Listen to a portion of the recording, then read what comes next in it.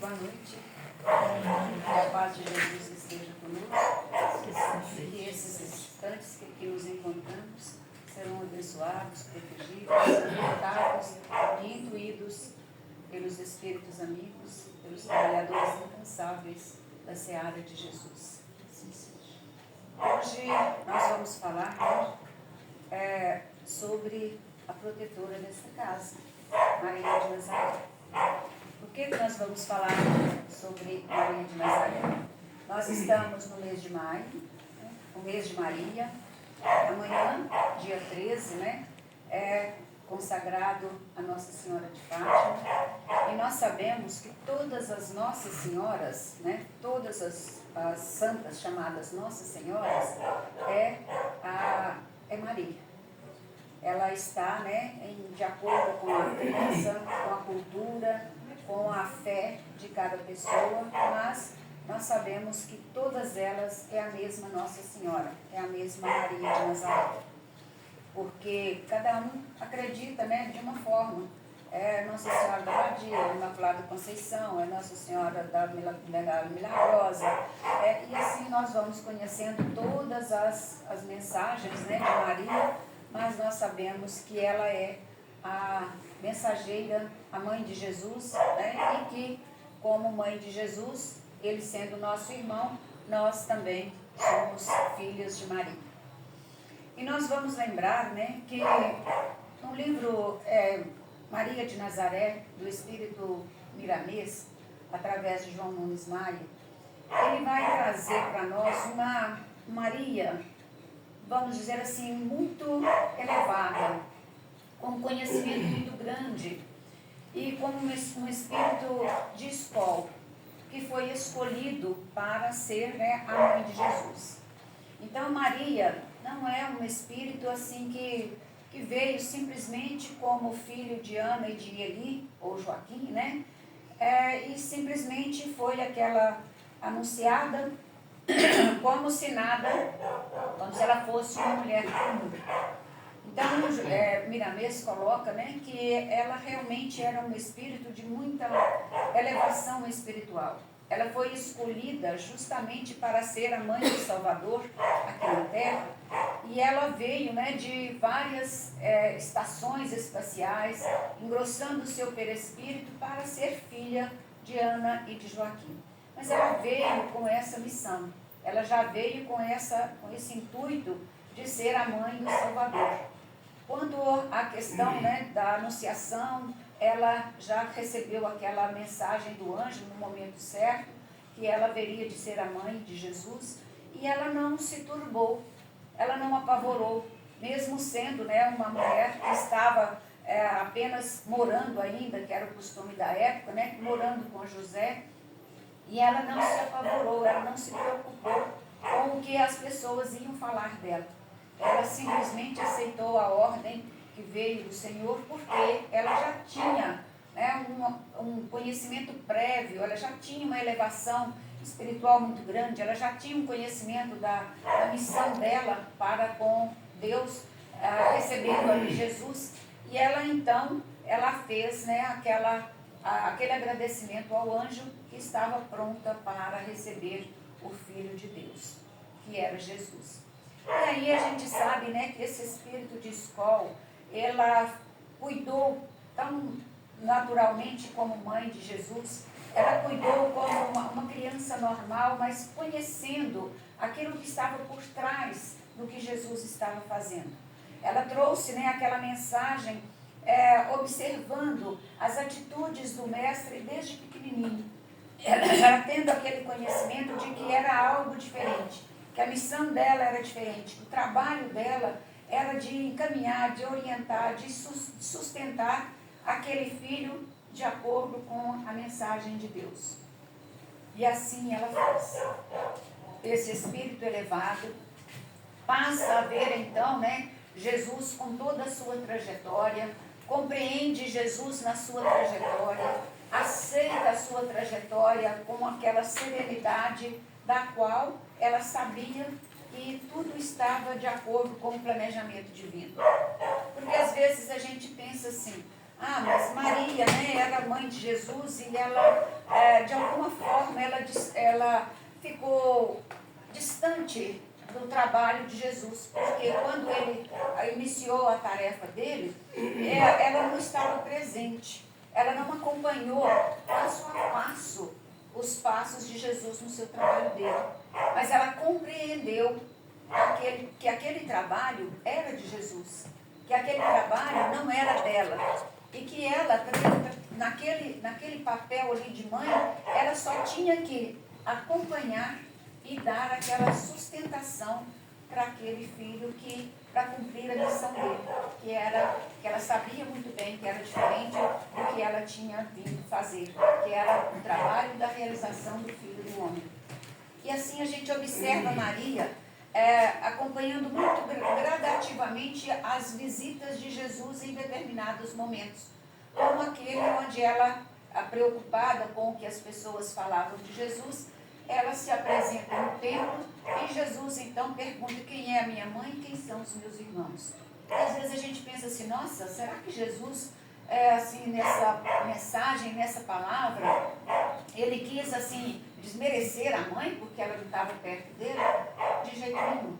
Ele quis dizer que aquele povo que estava ali, que, né, a mãe dela, os irmãos dele, que estava ali à busca dele, era como se fosse o mundo, né? Que o mundo era irmão deles, assim como era, né, a mãe e eram os irmãos que estavam ali. E aí a gente observa, né, o trabalho de Maria desde a sua trajetória que recebeu a mensagem do anjo. Depois ela vai fazer uma visita a Ana, a Isabel, e depois que ela faz essa visita, ela volta para o trabalho dela. E aí o que acontece? Todas essas dificuldades que ela enfrentou na vida do nascimento de Jesus. Ela sai de Nazaré, ela vai para Belém, lá ela entra em trabalho de parto, ela ganha Jesus nas condições que nós conhecemos, ela recebe a visita do anjo, São José recebe a visita do anjo dizendo: foge rapidamente, porque senão, né, ele vai ser morto como ordens de Herodes. Eles saem correndo, né, saem fugidos, com muita dificuldade, vai para o Egito. Lá no Egito eles ficam até um determinado tempo. Aí quando Herodes morre, falou: agora a gente pode voltar. Aí ela volta novamente para Jerusalém, né? Volta para a cidade dela natal de Nazaré. E aí ela vai acompanhando gradativamente Jesus na sua trajetória, no seu caminho. Naquela criança diferente, naquela criança que conversava com as pessoas, naquela criança que auxiliava todos aqueles que estavam ali perto dele.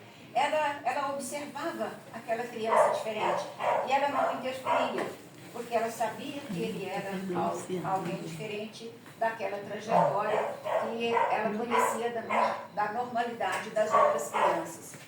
E aí a gente vai encontrar, né, Maria acompanhando toda essa trajetória de Jesus quando ele vai ser crucificado. E aí quando ele vai ser crucificado, ela começa então a entender o porquê que Jesus, né, veio aqui ao mundo.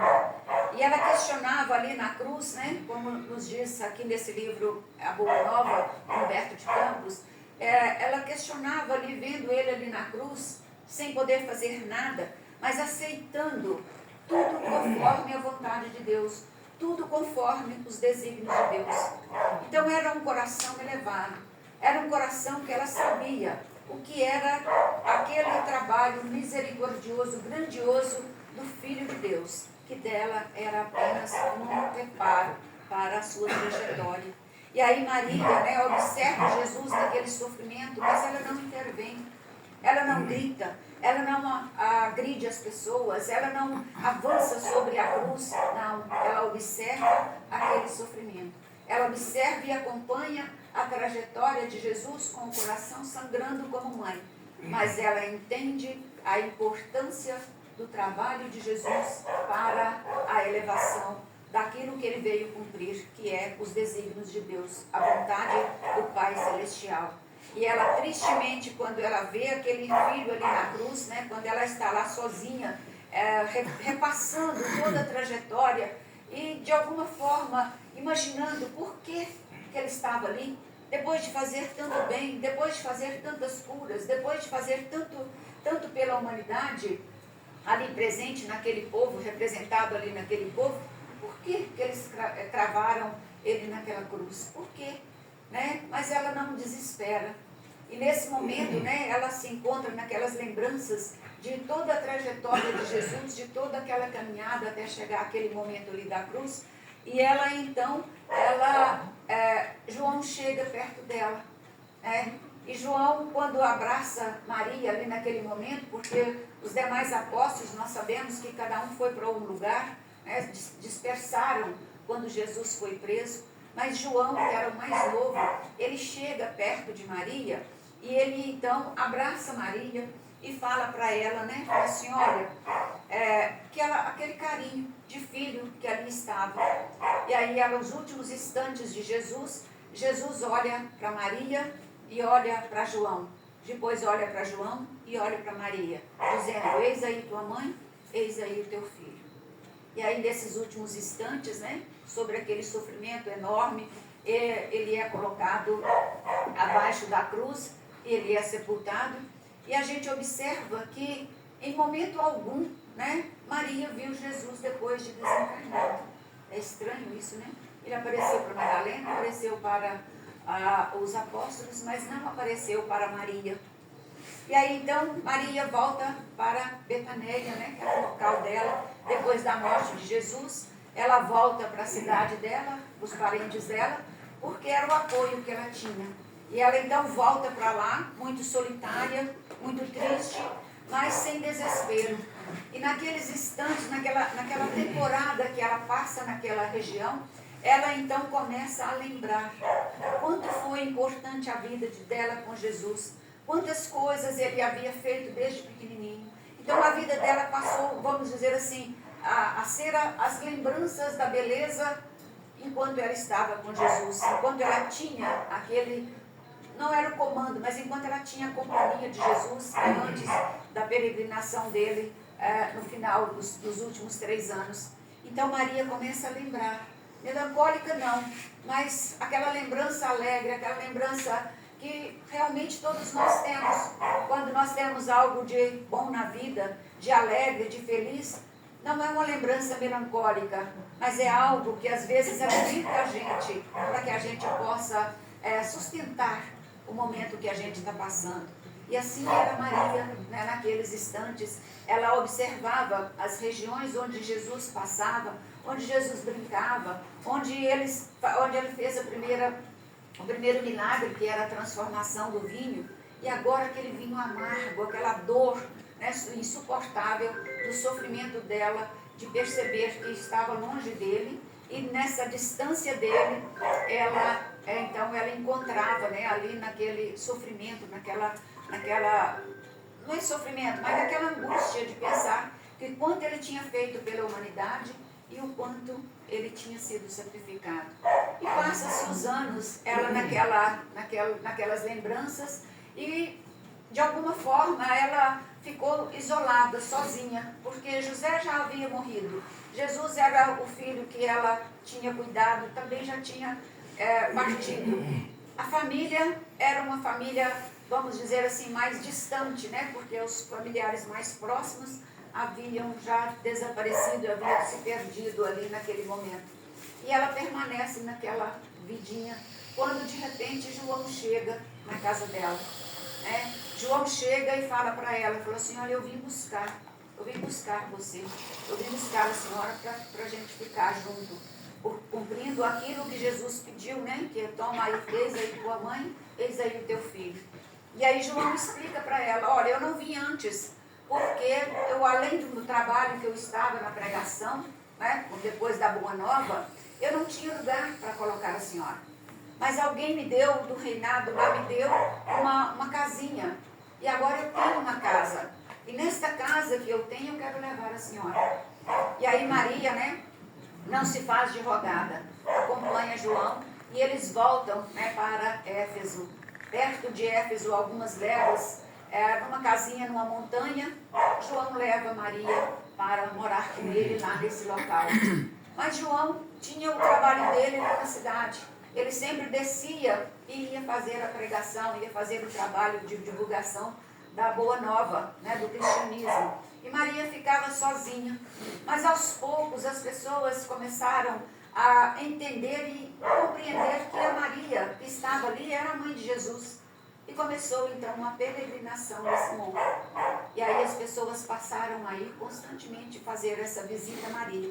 João ficava distante, né, lá na cidade, e Maria, então, sozinha em casa, mas recebia aquelas pessoas, as pessoas carentes, as pessoas doentes, as pessoas com fome, as pessoas de toda a ordem. Assim como era, né, o trabalho de Jesus, todos achavam a Maria de Nazaré, alguém, né, daquela simplicidade que foi curado como de uma lepra, disse, ela é a nossa mãe, ela é a mãe santíssima, é a Senhora Santíssima.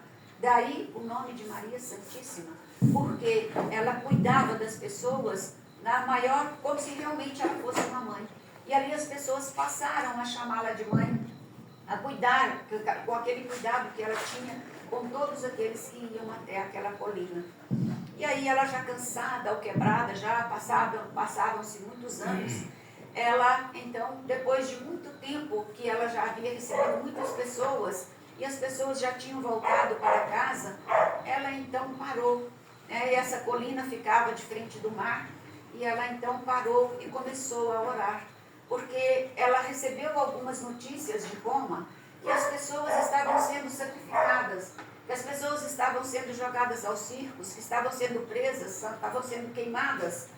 E aí ela então, nesse momento, né, ela sai na porta e começa a orar, olhando para o mar, e começa a pedir a Deus a misericórdia para aquelas pessoas que estavam naquele sofrimento. Então ela começa a fazer a sua oração com aquela profundeza de sentimentos, né, dirigindo a Deus um pedido de socorro, pedindo a Jesus, né, o filho dela, que salvasse, que socorresse aquelas pessoas que estavam morrendo em seu nome.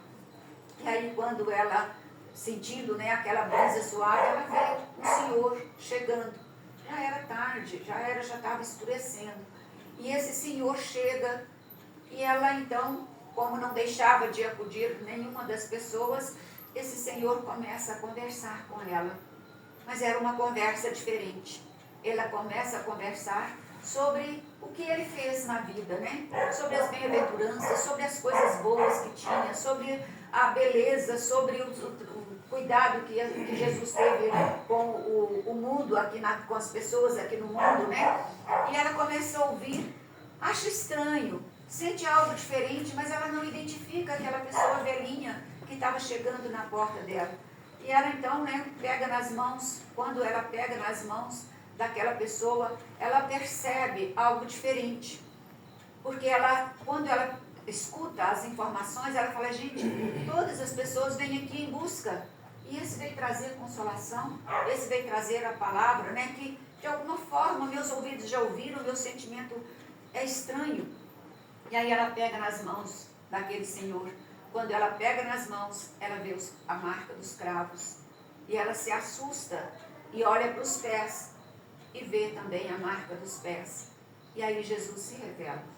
Aí ele diz, sou eu, seu filho, eu vim te buscar. E aí Maria, né, assusta, apavora, né, preocupa com aquela situação e sente mal. Ela sente mal e desmaia. Ela percebe, né, naquele momento ali que ela queria encontrar Jesus, ela queria abraçar Jesus. É a primeira vez que ela via Jesus depois do seu desencarne. E aí então ela sente mal, ela perde os sentidos.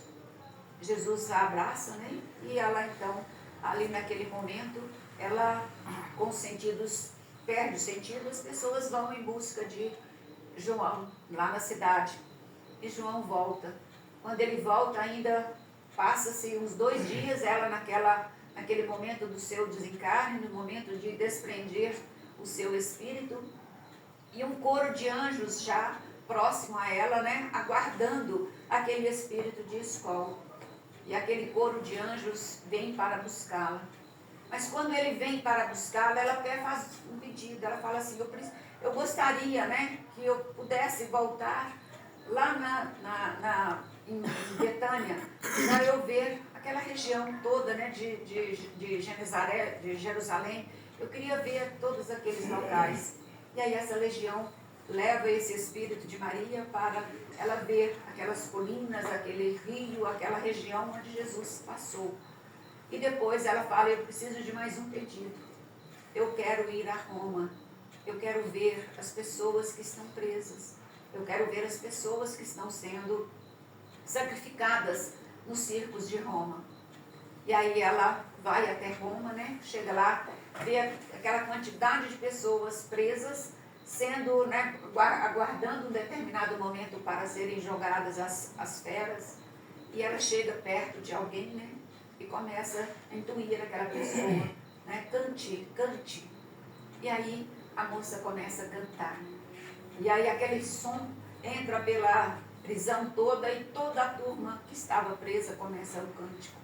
E naquele cântico ela entrega. Era o momento onde as pessoas estavam dizendo, estou com Cristo, vou morrer por Ele. E Maria então, né, naquele momento, quando ela percebe todo aquele sofrimento, mas aquelas almas livres, que dali a pouco estaria com ela, estaria no reino dos céus, ela então diz, agora eu posso voltar. E aí Jesus aparece e diz, meu reino, né? Deus permitiu que você fosse a rainha do meu reino. Então, ela estava livre e ela continuou esse trabalho grandioso que nós sabemos.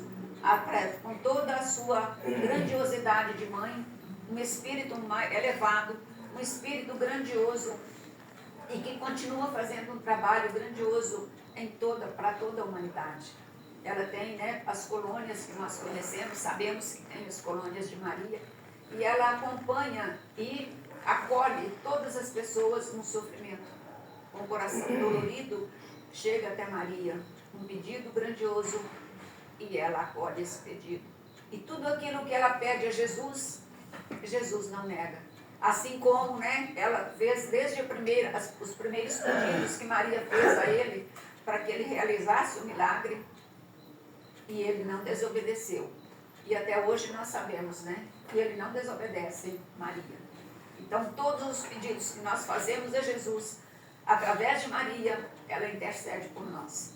E nós temos a certeza, a confiança de que ela está sempre como essa mãe poderosa, essa mãe grandiosa, essa mãe que nós dedicamos um dia, um mês, mas nós temos que dedicar a vida toda, né? Nós não vamos adorar, porque a gente adora só Deus, mas nós temos que venerar essa Mãe Santíssima, essa Mãe que acolheu todas as pessoas, que testemunhou a vida do Cristo, que deu a sua vida por Ele.